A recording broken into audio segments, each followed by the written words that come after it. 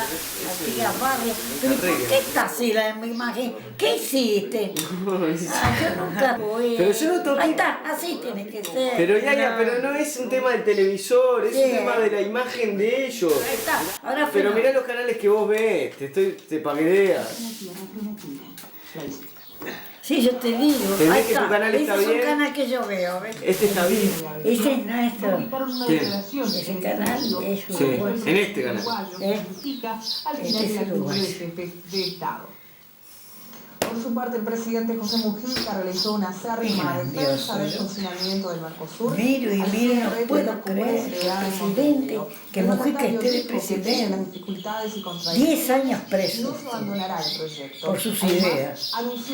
Nada más que por sus ideas. Porque era izquierdista. Y con el régimen militar estuvo 10 años preso. Y salió de ahí, y fíjate, ahora es presidente. Tiene hasta un libro muy interesante. Un libro de la izquierda. 10 años preso, sí. Estuvo en un aljibe, estuvo en cuantas cosas hay que le pusieron los sabandijas de los militares, pero no pudieron con él. Y fíjate que ahora está de presidente. Y como no es rencoroso. Y bueno, no puede ser rencoroso. Va a los militares, a todos. Y bueno, contra los militares no puede. Sería una guerra civil.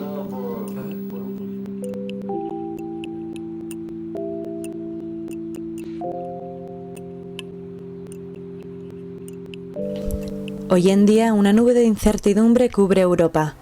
En plena crisis económica, en medio de un ciclo depresivo del sistema capitalista en que está inmersa, el estado de bienestar de los europeos, y así el de los españoles, hace equilibrios y se convierte en dependiente de las especulaciones bursátiles para mantenerse en pie. Uruguay, un país con muy poco protagonismo en los medios de comunicación del viejo continente, también tuvo una etapa en la que su población gozaba de su estado de bienestar, envidiado por el resto de los países de la región. Fue apodado la Suiza de América. 30 años después, cayó en crisis. El crack de 1929 tiene repercusiones mundiales y una de las medidas es el Acuerdo de Bretton Woods, en 1944, donde el capitalismo se vuelve organizado. Se establece el patrón oro y se instaura un control de cambios. A Uruguay, entonces, se le cierran las puertas de los flujos del comercio internacional con la restricción al cambio de moneda extranjera, que le aísla del auge económico de la posguerra occidental.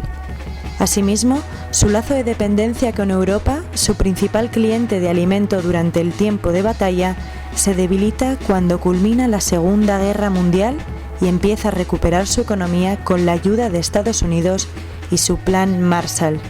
Es en esta época cuando el gobierno del país rioplatense comienza a aplicar medidas poco convincentes para su población, acostumbrada a vivir en cómodas condiciones.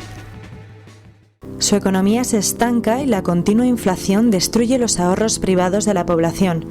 Los despidos en empresas y el paro comienzan a ser habituales. El sistema capitalista entra en su lógica cíclica y el gobierno de facto es incapaz de ponerla freno. Algo que puede resultar familiar en la actualidad española. Parecen los síntomas del sistema capitalista y su consecuente debilitamiento político. La sociedad, ante estos cambios en su nivel de vida, se moviliza luchando por mantener una comodidad que ya ha conocido y no quiere perderla. Estudiantes, trabajadores, sindicatos se agrupan por la lucha de un fin común. Las movilizaciones de 1968 en Francia contagian y fomentan la iniciativa, cual 15M español en Europa. En alguna oportunidad dije que añoro ese tipo de discusión, esas polémicas, porque aunque eran duras, tenían un trasfondo muy profundo, es decir, se discutía estrategia, se discutía la perspectiva política del país, se discutía casi la historia futura del Uruguay. Y todos nos sentíamos responsables de ese proceso histórico. Es decir, no era fácil tomar decisiones. De este modo, van naciendo estructuras políticas y construyendo cimientos dentro de esas asociaciones. Partido por la Victoria del Pueblo, Movimiento Liberal Nacional Tupamaro, Partido Comunista Uruguayo, Frente de Izquierda de Liberación, entre otros. Son grupos revolucionarios que en un momento se asocian junto con fracciones de los partidos tradicionales del gobierno y consiguen entrar en la política uruguaya con su iniciativa del Frente Amplio, partido que actualmente cuenta con el poder en el país. Los movimientos sociales en España se pueden definir en un solo concepto, 15M. Dícese de un grupo formado en busca de un objetivo, el cambio de la situación económico-política del modelo neoliberal, cambio para salir de la crisis sistémica. El ejemplo que oferta el país latinoamericano en este campo es modelo a seguir para hacer camino en la persecución del fin de la organización española.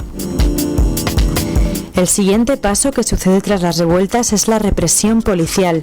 El Estado no sabe cómo acallar a la multitud y el uso del organismo de seguridad nacional se vuelve habitual en esos momentos críticos. En la península se acontecen momentos conflictivos entre el cuerpo de seguridad y civiles en huelga, sobre todo durante el 2011. Y en Uruguay, esos son los inicios del estado de guerra interno.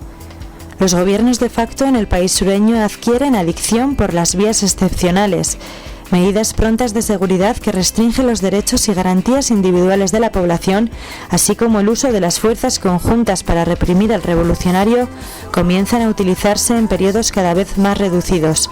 Sin embargo, esa vía es constitucional. Así comienza el camino democrático hacia la dictadura. Franz Neumann, escritor alemán de la Escuela de Frankfurt, identifica la dictadura como un instrumento a la democracia. En Uruguay sucede el caso contrario. La dictadura finalmente reemplaza a la democracia. El régimen autoritario surge como un suceso internamente impuesto que se va instaurando en el marco de un proceso de degradación interna del propio sistema democrático. Las fuerzas conjuntas ganan batalla a la lucha armada y comienzan a ser vistas por la sociedad como una herramienta para controlar la seguridad de la vida del sistema democrático, modelo en riesgo de extinción en la región de América del Sur del momento. Parece que el peligro social que supone la violencia callejera vuelve aceptable la intervención militar, y es en 1973 cuando el presidente José María Bordaberry institucionaliza la participación militar en el gobierno con la condición de su permanencia en el poder, y al poco tiempo disuelve el Parlamento. Todo con una única intención, la preservación del modelo democrático, intención que sucede a 12 años de dictadura. En los tiempos que corren, una dictadura militar en España parece imposible. Romper con el protocolo y conservar la imagen internacional es imprescindible para las relaciones del país. Pero la sutileza es una herramienta democrática y de a poco la dictadura capitalista se deja entrever con más frecuencia entre los que menos poder adquisitivo tienen. El dinero se encuentra en unos pocos y el resto está sometido a las leyes del mercado, que, favorecidas por las medidas de un gobierno conservador, cada vez obligan a trabajar más por menos capital y con peores condiciones laborales. Por otro lado, se comienzan a proponer restricciones a derechos esenciales del ciudadano, como el derecho a huelga o a la educación.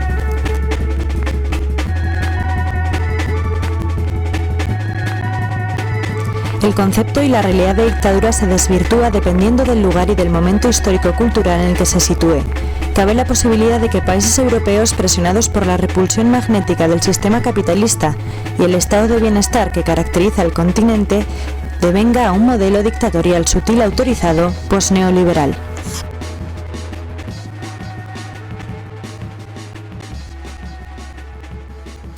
También se convocó a la Dirección Nacional de Policía Técnica. Qué color más raro. Café. ¿Eh? Tú le cambiaste de color. A ver, ponelo en otro, a ver si todo se...